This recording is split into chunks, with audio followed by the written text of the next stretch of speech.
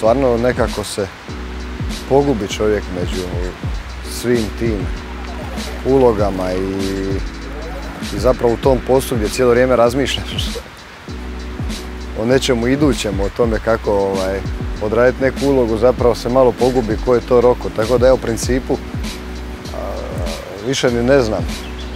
A čak koristim i rečenice koje sam naučio na pamet u pravom životu, tako da svaki put kad zapravo glumim na standardnom, a na zagrebačkom nisam još jer bi to zvučalo kao pokojni gradonačelnik,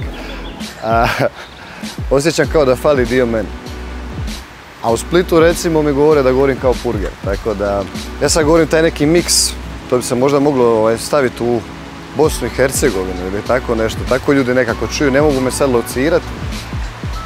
Ali mi je žao što nema više tih splitskih uloga gdje imam nešto iskonski iz sebe što sam učio od malena i sve moje emocije su na splitskome i onda zapravo na standardu ja ne poznam te emocije i moram ih učiti. Uloga u Stricu je dosta ovako kompleksna u principu jer glumim sina svojim prijateljima Ivani Roščić i Goranu Bogdanu koji zapravo meni ne mogu biti roditelji, ali dobro, ja kad se obrijem izgledam dosta mlađe nego što je, tako da to prolazi u filmskom svijetu. Biti na setu sa toliko prijatelja je zapravo stvarno jedan dojam obitelji. I onda nam još tu dolazi Miki Manojlović koji nam je uzor bio svima, koji je onako jugoslavenska zvijezda sa 2 zlatne palme. Tako smo se tresli svi kad je dolazio, ali zapravo je Miki legenda, veliki gospodin i profesionalac. A danas izgleda da je stvar kućnog odgoja, da si anksiozan, depresivan i u sve to miran i da osjećaš unutarnji mir, da se spajaš sa samim sobom. A zapravo je to neka new age spika koja meni malo ide na živce.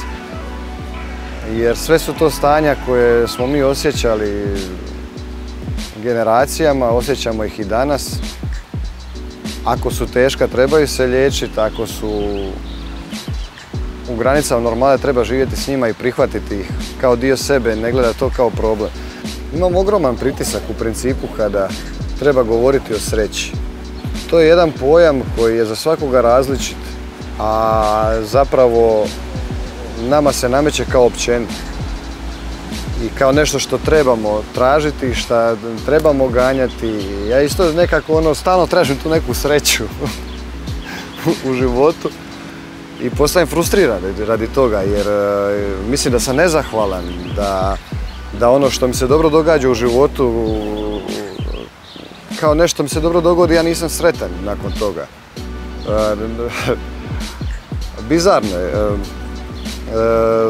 I onda ti neko kaže, ali ti bi trebao biti sretan jer se događa to i to, ti imaš posla, ti radiš, ti ovo, ti ono. I onda osjećam neku ogromnu krivnju jer se nekad radi nekih stvari radi kojih bih uvriježeno trebao biti sretan, ne osjećam sretnim. I mislim da je to samo bombardiranje s tom srećom, ljubavi i svim tim nekih happy stvarima, put u depresiju i put u propast. Pustite ljude da rade što hoće i nekako se to sve uvijek svodi ti si kriv jer nisi sretan. Pa mislim doći nekome ko ne osjeća sreću i govoriti mu da je on kriv zato što nije sretan, pa bit će još nesretniji. I to je potpuno, mislim, jedan začarani krug jedne te glupe, u principu, glupe današnje filozofije 21. stoljeća.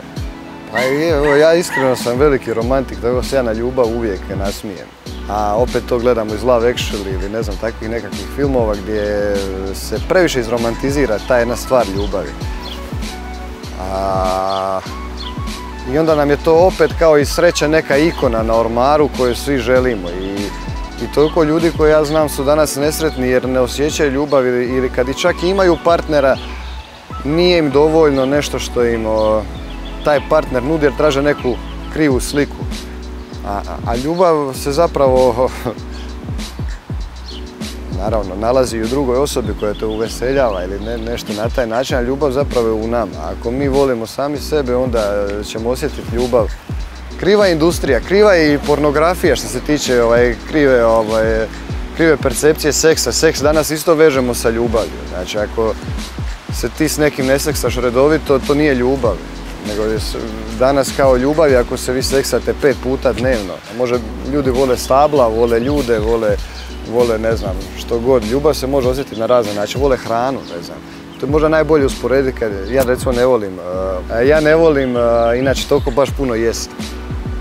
Ali kad vidim ljude kako slatko jedu, koji to uživaju, koji uživaju u tome, ja vidim da su ti ljudi zaista tada sretni da je to ljubav za njih.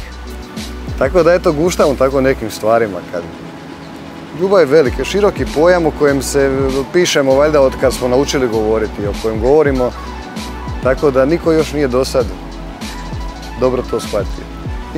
Ima ta jedna rečenica, treba raditi na sebi, koja evo ja bih stvarno volio da mi neko objasni kako se to radi na sebi.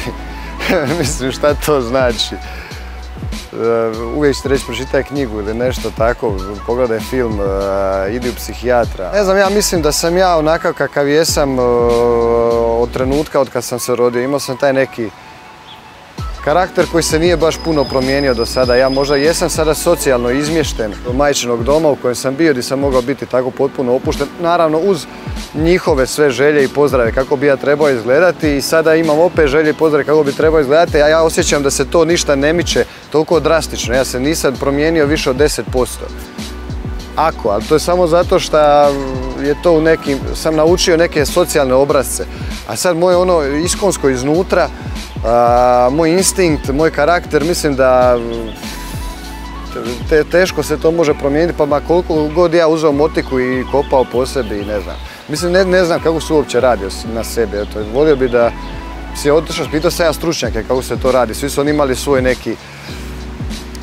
neku metodu toga, ali zapravo ne treba raditi na sebi, treba se prihvatiti onakvim kakav jesi i nemati nikakvu grižnju savjest radi toga.